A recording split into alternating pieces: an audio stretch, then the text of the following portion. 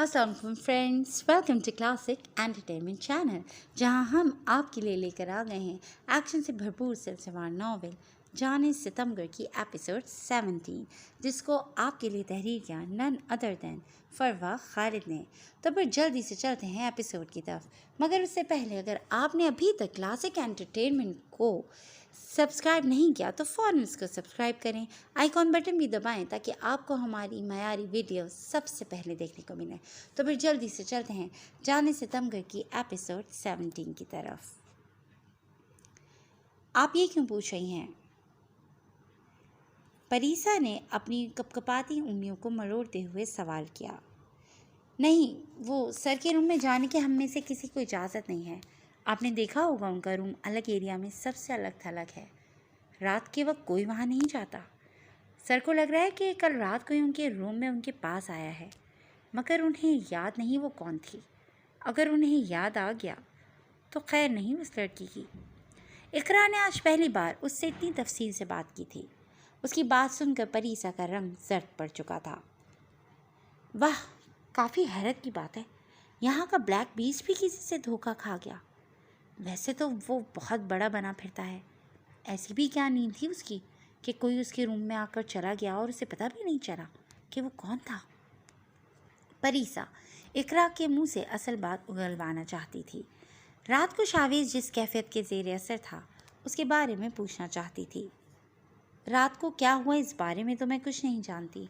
हाँ, इतना जानती हूँ कि शाह सर जैसा मजबूत और पाक किरदार इंसान मैंने आज तक नहीं देखा। उन्होंने मुझे और मेरे भाई को उस वक्त सहारा दिया जब हमारे अपने भी हमें धुतकार चुके थे। शाह सर को ना कभी कोई हरा सकता है ना तोड़ सकता है। वो हमेशा ऐसे ही कायम और दायम रहेंगे। जैसे आसमान पर सूरज तने तनहा चमकता है, वैसे ही वो हम सब के लिए ज़मीन का सूरज हैं, जो हम सबको अपनी रोशनी मुहैया करके हमारी ज़िंदगियों में उजाले बख्श रहे हैं। इकरा के लहजे में शावेज़ के लिए अक़ीदत, मोहब्बत और ना जाने क्या कुछ था। परीसा ने नोट किया था कि शावेज़ के लोग जब भी उसका जिक्र करते थे उन सब की आंखों में एक अजीब सी चमक आ जाती थी। क्या मतलब? ऐसा क्या किया है उस शाह सिकंदर ने तुम लोगों के लिए? दूसरों को मारकर उनसे उनकी ज़िंदगियां छीनने वाला भला किसी की ज़िंदगी में रोशनी कैसे भर सकता है? परीसा को इकरा की बातें बहुत अजीब लगी थीं। वो रात से शावेज़ की हालत देखकर पहले ही कशमकश का शिकार थी। अब उसकी उलझनें मज़ीद बढ़ गई थीं। आप और आपकी दुनिया के लोग कभी नहीं समझ सकोगे कि ब्लैक बीस्ट आखिर क्या है। मुझे आज किसी ज़रूरी काम से जाना है, आप ये खाना खा लेना। शाह सर को ऐसे नखरों से सख्त चिढ़ है। ऐसे ना हो कोई बड़ी पनिशमेंट मिल जाए आपको। वैसे आप जितनी नाजुक सी हैं, मुझे तो अब यही लगता है कि शाह सर भी आपको कोई पनिशमेंट देने से डरते हैं। इकरा आखिर में उसका मजाक बनाती रूम से निकल गई थी, जबकि जाते जाते परीसा को एक नया आइडिया दे गई थी। थैंक यू इकरा, अब तो मैं तुम्हारे उस शाह सर को इतना सताऊंगी कि खुद ही मुझे वापस मेरे घर छोड़ आएगा। परीसा सामने रखी खाने की ट्रे को साइड पर करती बाहर की जानिब बढ़ गई थी।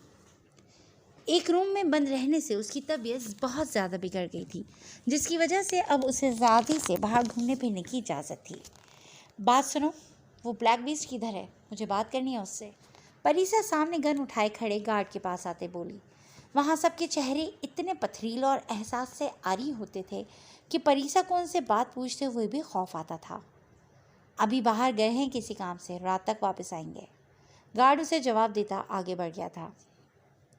अब रात को पता नहीं किस टाइम वापस आए, रात तक कैसे भूखी रहूँगी? परीसा बुरा सा मुँह बनाती वहीं लॉन में परे संगी बेंच पर बैठ गई थी।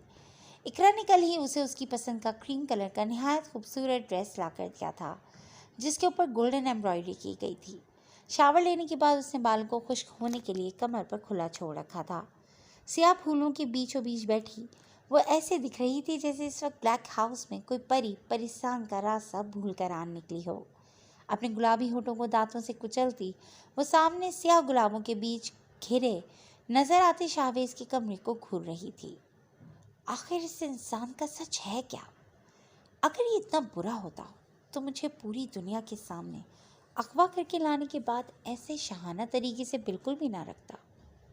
मगर जो इंसान दूसरों को इतनी बेदर्दी से मारता है वो भला एक अच्छा इंसान कैसे हो सकता है? کہیں یہ لوگ میرے ساتھ یہ اچھا برتاؤ کرنے کا صرف ناٹک تو نہیں کر رہے ہیں، تاکہ میں سفیان اور بڑے پاپا کے خلاف کام کر کے ان کی مدد کر سکوں؟ ہاں ایسا ہی ہوگا۔ وہ اقرا بھی تو اسی کی ساتھی ہے، جان بوجھ کر اسی کے کہنے پر میرے سامنے اس کی تعریفیں کر رہی تھی۔ نہیں، مجھے ان لوگوں کے جال میں نہیں پھنسنا۔ دوسروں کی زندگیاں چھین کر ان کے گھر اجاڑنے والے، بینک پر ڈاکہ ڈال کر لوگوں کی حق حلال کی کمائی لوٹنے والے، اور یوں مجھ جیسی لڑکیوں کو اغوا کر کے بدنام کرنے والے اچھے انسان نہیں ہو سکتے، بالکل بھی نہیں۔ مجھے اب یہاں سے صرف نکلنا نہیں ہے، بلکہ کوئی ایسے ثبوت اکٹھے کر کے لے جانے ہیں جس سے ان لوگوں کو پکڑوا سکوں۔ پریسا دل ہی دل میں خود سے عہد کرتی اپنی جگہ سے اٹھ کھڑی ہوئی تھی۔ شاویز کے روم کے آس پاس اس وقت بھی کوئی موجود نہیں تھا۔ وہ وہاں جا کر آرام سے اس کے خلاف کوئی بھی ثبوت ڈھونڈ سکتی تھی۔ اس نے تو ویسے بھی رات کو لوٹنا تھا۔ پریسا نے وہاں پھولوں کے قریب جا کر خوشبو سونگھتے کنکھیوں سے ارد گرد دیکھا تھا۔ وہاں کوئی بھی موجود نہیں تھا۔ وہ ایک سیکنڈ کی بھی دیر کیے بغیر اندر گھس گئی تھی۔ اس کی نگاہیں سب سے پہلے بیڈ کی جانب گئی تھیں، جس کی سیاہ بیڈ شیٹ اور سیاہ کمفرٹر نفاست سے سمیٹ کر رکھا گیا تھا۔ ہر شے اپنی جگہ پر ترتیب سے رکھی گئی تھی۔ اس روم میں گزرا رات کا منظر یاد کرتے پریسا کا دل نہ جانے کس احساس کے ساتھ زور سے دھڑک اٹھا تھا۔ وہ رات کو کچھ لمحے کے لیے ہی صحیح مگر اس وحشی کی باہوں میں تھی، اور پہلی بار اس شخص کے لمس میں سختی نہیں، ہر درجہ نرمی تھی، جو رات سے پریسا کا دل بے چین کیے دے رہی تھی، مگر وہ اس بے چینی کی وجہ ٹھیک سے سمجھ نہیں پا رہی تھی۔ دبے قدموں چلتی وہ ابھی بیڈ کے قریب پہنچی ہی تھی جب زوردار دھماکے کے ساتھ کسی نے روم کا دروازہ بند کیا تھا۔ پریسا نے اس افتاد پر لرز سے وجود کے ساتھ پلٹ کر اس جانب دیکھا تھا، جہاں بند دروازے کے آگے کھڑے شاویز سکندر کو دیکھ کر پریسا کو اپنا دل بند ہوتا محسوس ہوا تھا۔ ہمدان مہروسہ کو لے کر پولیس اسٹیشن نہیں گیا تھا۔ وہ پچھلی بار کی طرح اس کی گینگ کا کوئی ہنگامہ نہیں چاہتا تھا۔ اس نے مہروسہ کو ایک نہایت ہی خفیہ جگہ پر رکھا تھا۔ وہ مہروسہ کو وہاں باندھ کر ابھی اسے اس کی اسی ہنیہ میں لانے ہی والا تھا جب گھر سے آنے والی کال نے اس کے پیروں تلنے سے زمین کھسکا دی تھی۔ مریم چھت سے گر گئی تھی، جس کی وجہ سے اس کی حالت کافی سیریس تھی۔ ہمدان قابل اعتماد پولیس اہلکاروں کو مہروسہ کی نگرانی کرنے کا کہتا وہاں سے نکل گیا تھا۔ اس نے راستے میں ہبا کو بھی مہروسہ کے پاس پہنچنے کی اطلاع کر دی تھی۔ اس کے لیے اس وقت سب سے اہم مریم کے پاس پہنچنا تھا، مگر جیسے ہی وہ ہاسپٹل پہنچا، مریم کی سر پر چھوٹی سی پٹی بندھی دیکھ اور اسے صحیح سلامت بیٹھ کر سوپ پیتے دیکھ ہمدان کا پارا 7ویں آسمان تک پہنچ گیا تھا۔ تم تو بالکل ٹھیک ہو؟ مریم، جو ہمدان کو اتنی پریشانی کی حالت میں وہاں آتا دیکھ پھولے نہیں سما رہی تھی، اس کے کرخ لہجے میں ڈھارنے پر اس کے ہاتھ سے سوپ کا پیالہ چھوٹتے چھوٹتے بچا تھا۔ ہاں، وہ معمولی سی چوٹ آئی تھی، مگر میں آپ کو بہت مس کر رہی تھی، اس وجہ سے مریم مزید بول نہیں پائی تھی کیونکہ ہمدان اس کی فضول ترین بات بیچ میں ہی کاٹ چکا تھا۔ واٹ ربش! تمہارا دماغ خراب ہو چکا ہے؟ میں وہاں اپنی ڈیوٹی چھوڑ کر آیا ہوں صرف تمہاری اس فضولیات کے پیچھے۔ تمہاری اس بے وقوفی کا تو میں تمہیں واپس آ کر اچھے سے جواب دیتا ہوں۔ ہمدان سب گھر والوں کے سامنے اس کی عقل ٹھکانے لگاتا وہاں سے نکل گیا تھا۔ فرح کی مسکراتی صورت دیکھ کر مریم کا رنگ بے عزتی کے مارے لال ہوا تھا۔ تمہیں کیا لگتا ہے میرا بھائی تم سے محبت کرتا ہے اور تمہارے ایک بار کہنے سے تمہاری چارپائی کے ساتھ لگ کر بیٹھ جائے گا؟ بھول ہے تمہاری کہ یہ چال بازیاں ہمدان کے آگے چل پائیں گی۔ اس کے لیے تم محبت نہیں، ایک ذمہ داری ہو جسے وہ اپنے گلے میں توق کی طرح سے باندھنے پر مجبور ہے۔ فرح مریم اور اس کے گھر والوں پر ایک استہزائیہ نگاہ ڈالتی وہاں سے نکل آئی تھی۔ آج ہمدان کا مریم کے ساتھ برتاؤ دیکھ کر وہ بہت زیادہ خوش تھی۔ سر، ایک بہت بری خبر ہے۔ ہمدان نے گاڑی میں بیٹھ کر انسپیکٹر کو کال میں لائی تھی، جنہیں وہ وہاں مہروسہ کے پاس چھوڑ کر آیا تھا۔ سر، جس جگہ پر اس لڑکی کو ہم نے بے ہوش کر کے باندھ رکھا تھا وہاں آگ لگ گئی ہے، کوئی شے نہیں بچی، سب کچھ جل کر راکھ ہو گیا ہے، اور وہ لڑکی بھی۔ انسپیکٹر کی بات سن کر ہمدان نے گاڑی کو زوردار بریک لگائی تھی۔ کیا بکواس کر رہے ہو تم؟ ایسا کیسے ہو سکتا ہے؟ وہاں آگ کیسے لگ سکتی ہے؟ یہ ان بلیک اسٹارز کا ہی کیا دھرا ہے؟ اس لڑکی کو وہاں سے نکال کر انہوں نے یہ سب صرف ہمیں گمراہ کرنے کے لیے کیا ہے۔ ہمدان کسی طور اس بات پر یقین کرنے کو تیار نہیں تھا۔ سر، میں اپنی پوری ٹیم کے ساتھ فل ٹائم یہاں موجود رہا ہوں، آگ لگنے سے 5 منٹ پہلے میں اس روم سے باہر آیا تھا. تب تک نہ تو کوئی وہاں آیا تھا نہ اس لڑکی کو ہوش آیا تھا. 5 منٹ کے اندر شارٹ سرکٹ ہونے کی وجہ سے ایسی آگ بھڑکی کہ ہم اس لڑکی کو بچا نہیں پائے. ابھی ریسکیو ٹیم کو وہاں سے ایک لڑکی کی جلی ہوئی لاش ملی ہے جس کے چہرے کی شناخت نہیں رہی. انسپیکٹر کی بات سن کر ہمدان کا دل چاہا تھا یہ گاڑی کہیں دے مارے یا پھر جا کر مریم کا گلا دبا دے، جس کی وجہ سے وہ بلیک اسٹارز کے نہایت قریب پہنچ کر واپس اسی مقام پر آن کھڑا ہوا تھا. وہ فوراً وہاں پہنچا تھا، مگر انسپیکٹر نے اسے جو بھی بتایا تھا وہ بالکل سچ تھا. وہ آگ کسی کی سازش نہیں بلکہ حادثاتی طور پر لگی تھی. لگتا ہے قدرت بھی ان بلیک اسٹارز کے ساتھ ہے. ہر بار انہی کی جیت کیسے ہو جاتی ہے.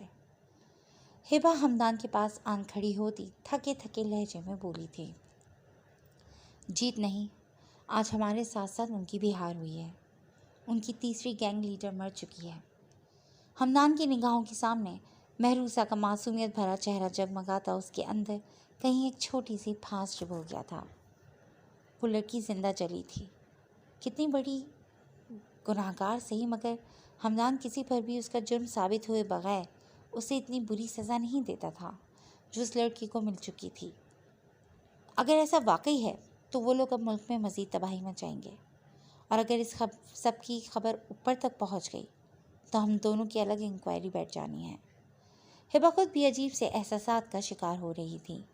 ہمدان اسے تسلی دیتا وہاں سے نکل آیا تھا. ہبا بہت خراب موڈ کے ساتھ گھر لوٹی تھی. نجمہ بیگم اور صبا کے ساتھ اس کی بات چیت بحال ہو چکی تھی. ماما، صبا، کہاں ہو آپ لوگ؟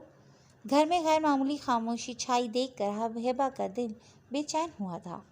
وہ پورا گھر دیکھ آئی تھی مگر نہ کوئی ملازمین کہیں نظر آئے تھے اور نہ ہی وہ دونوں. کہاں ہیں یہ دونوں؟ اس طرح گھر کھلا چھوڑ کر ماما تو کبھی کہیں نہیں گئی. ہبا کا جان حلق میں اٹک چکی تھی. وہ ان دونوں کے نمبر ٹرائی کر چکی تھی مگر مسلسل آف ہی جا رہے تھے ان کے نمبر. ہبا کی تشویش مزید بڑھ چکی تھی. اس کا شک سیدھا بلیک اسٹارز کی جانب کیا تھا. اگر یہ گھٹیا حرکت تمہاری ہے تو چھوڑوں گی نہیں میں تمہیں. ہبا تصور میں حازم سے مخاطب ہوتی نفرت آمیز لہجے میں بولی تھی جب اسی لمحے ڈرائنگ روم میں پڑا لینڈ لائن بج اٹھا تھا. ہبا نے 1 سیکنڈ کی بھی دیر کیے بغیر جلدی سے ریسیور اٹھا کر کان سے لگایا تھا. کیسا لگا ہمارا سرپرائز ایس پی صاحبہ؟ دوسری جانب سے انتہائی بھونڈے انداز میں سوال کیا گیا تھا. کون ہو تم اور کیا بکواس کر رہے ہو؟ ہبا اپنے غصے پر قابو رکھتی بمشکل بول پائی تھی. بکواس نہیں، بتا رہے ہیں کہ تمہاری ماں اور بہن اس وقت ہماری مہمان ہیں. بہت پیار سے اپنے پاس رکھا ہوا ہے انہیں. دوسری جانب سے جو الفاظ ادا کیے گئے تھے ہبا کو لگا تھا کسی نے اس کا دل مٹھی میں جکڑ کر مسل دیا ہو. اس کی ماما اور صبا ہی تو اس کی زندگی تھی. ان دونوں کے بغیر بھلا کون تھا اس کا؟ کون ہو تم لوگ اور تمہاری ہمت بھی کیسے ہوئی ایسا کرنے کی؟ تم لوگ سوچ بھی نہیں سکتے کتنا عبرتناک انجام ہونے والا ہے اب تم لوگوں کا. ہبا کا بس نہیں چل رہا تھا کہ ابھی جا کر ان لوگوں کو گولیوں سے بھون دے. شمشیر خان کو کیسے بھول سکتی ہو ایس پی؟ وہ دونوں اس وقت شمشیر خان کے قبضے میں ہیں. اگر ان کو صحیح سلامت اپنے پاس دیکھنا چاہتی ہو تو جا کر اس لڑکی کے کیس سے شمشیر خان کو باعزت بری کروا دو، ورنہ چند دنوں کے اندر ان دونوں کی لاشیں تمہارے گھر پہنچا دی جائیں گی. اور اپنے جن آفیسرز پر بھروسہ کر کے تم نے اپنے گھر کی سیکیورٹی کروا رکھی تھی وہ ہمارا نمک کھاتے ہیں تو وفاداری بھی ہمارے ساتھ کریں گے. تم سوچ بھی نہیں سکتی تمہارے محکمے کا کون کون سا بندہ ہمارے ساتھ ملا ہوا ہے. اگر تم نے اپنے کمشنر کو اس سب میں شامل کر کے کوئی مدد لینی چاہیے تو یہ خبر ہم تک پہنچنے میں زیادہ وقت نہیں لگے گا. بس اتنا یاد رکھنا کہ اس کے بعد تم کبھی بھی اپنی ماں اور بہن کو زندہ نہیں دیکھ پاؤ گی. اپنی بات ختم کرتے دوسری جانب سے کال کاٹ دی گئی تھی. ہبا سن سی اپنی جگہ کھڑی رہ گئی تھی. اس کے ہاتھ سے ریسیور چھوٹ کر نیچے جا گرا تھا. نہیں، ان دونوں کو کچھ نہیں ہونا چاہیے، مگر میں اس بیچاری لڑکی کا کیس واپس لے کر اس کے ساتھ اتنی بڑی زیادتی کیسے کر سکتی ہوں؟ وہ تو میری امید پر ہی جی رہی ہے. اگر ایسا کچھ ہوا تو وہ لڑکی خود کو ختم کر دے گی. میں کیا کروں میرے رب؟ مجھے کوئی راستہ دکھائے. میں کسی کے ساتھ بھی کچھ غلط نہیں ہونے دے سکتی، لیکن اگر میں نے ان لوگوں کی بات نہ مانی تو وہ ماما اور صبا کو نقصان پہنچائیں گے. हिबा उन लोगों के बिछाए जाल में बुरी तरह फंस चुकी थी। उसे कुछ दिखाई और सुझाई नहीं दे रहा था जब उसी लम्हे उसके कानों में किसी के भारी कदमों की चाप गूंजी थी। भीगी आंखें साफ करते उसने गर्दन उस जाल में घुमाई थी जहां खड़े शख्स को देखकर उसके तन बदन में आग लग गई थी। तुम? हिबा जहरखंद लहजे में बोलती अपनी जगह से उठी थी। फरा आज बहुत खुशगवार मूड के साथ घर में दाखिल हुई थी। हमदान के हाथों मरियम को बेइज्जत होता देखकर उसे बहुत मज़ा आया था, मगर घर में पहले से ही रौनक लगी देखकर वो खुशगवारियत भरे अंदाज में ड्राइंग रूम में दाखिल हुई थी। फूफो आप? फरा सामने बैठी अपनी फूफो को देखकर खुशी से चिल्ला उठी थी। नसरीन बेगम के बाजू वाह करते ही वो उनके सीने में जा समाई थी। नसरीन बेगम उनकी इकलौती फूफो थीं और बहुत साल पहले कुछ इख्तलाफात की वजह से वो उन सब से लड़कर हमेशा हमेशा के लिए सारे ताल्लुकात ख़त्म करती अपने गांव में जा बसी थीं जहां उनका ससुराल था। सिद्दीकी साहब ने उन्हें मनाने की बहुत कोशिश की थी, मगर वो नहीं मानी थी। वो अपने भाई और उनके बच्चों से बहुत प्यार करती थीं, मगर उस वक्त उनका दिल ऐसा दुखा था कि इतने लंबे अरसे तक कोई उन्हें मना नहीं पाया था। आज इतने सालों बाद उन्हें अपने घर देखकर फराह की खुशी का कोई ठिकाना नहीं रहा था। फूफो, ये प्यारी सी लड़की कौन है? फराह अपनी माँ के साथ बैठी क्यूट सी लड़की को देखकर पूछने लगी थी। ये प्यारी सी लड़की उजाला है, नसरीन की सबसे छोटी बेटी और तुम्हारी लाडली। भूल गई क्या? समिया बेगम भी अपनी बहन जैसी नंद को इतने टाइम बाद देखकर बेपनाह खुश थीं। अरे उजाला, कितनी बड़ी और मज़ीद खूबसूरत हो गई है। फराह उजाला से गले मिलते खुशी से चहकी थी। जी फ्रेंड्स, आज के लिए बस इतना ही, मगर कहानी अभी बाकी है। मज़ीद कहानी को जानने के लिए आपको इंतज़ार करना पड़ेगा नेक्स्ट एपिसोड का। तब तक के लिए हमें इजाज़त दें और हमारे चैनल को सब्सक्राइब करना ना भूलिएगा ताकि हमारी नई आने वाली वीडियोस आपको सबसे पहले देखने को मिले। तो फिर तब तक के लिए टेक केयर एंड अल्लाह हाफ़िज़।